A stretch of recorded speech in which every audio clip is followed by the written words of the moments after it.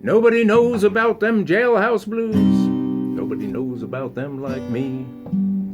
Reminds me of time there, coming back from, well, a little town there in Iowa, and headed down to Misery. And we have been out all night, little party on the town. You know, all that white lightning and stuff. They clear water in a bottle, I suppose.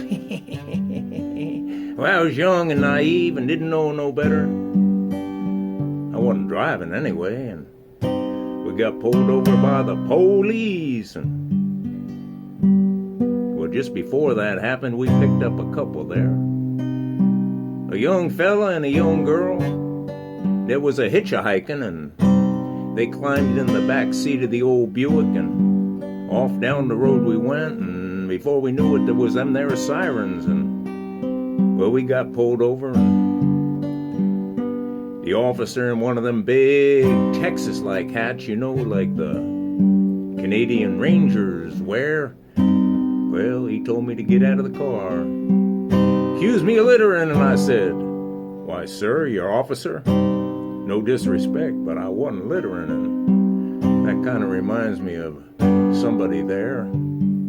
But no, that's really happened. And he looked at me and he said, "Well, it certainly weren't that couple in the back seat. They were too busy, and the other guy had both hands on the wheel. Maybe go down in the ditch and pick up some beer cans and such." And next thing you know, I was in Crowbar Hotel. Well, there I was. No money to get my bail, and I made a phone call to a buddy, and a buddy come along. He rode about 22 miles, and he posted bail.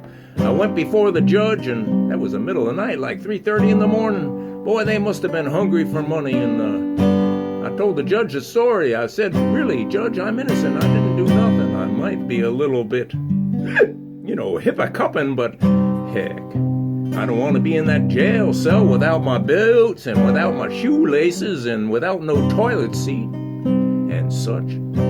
He said, "Well, I believe you, son, but the only way out is for you to skip bail and don't ever come back to this town again." And that's exactly what I did. And I ain't never been through that place again. Well, that ain't exactly the truth. Probably the next weekend I was right back there sneaking around all them back alleys.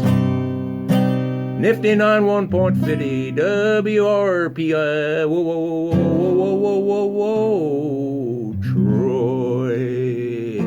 We gotta play something, don't we?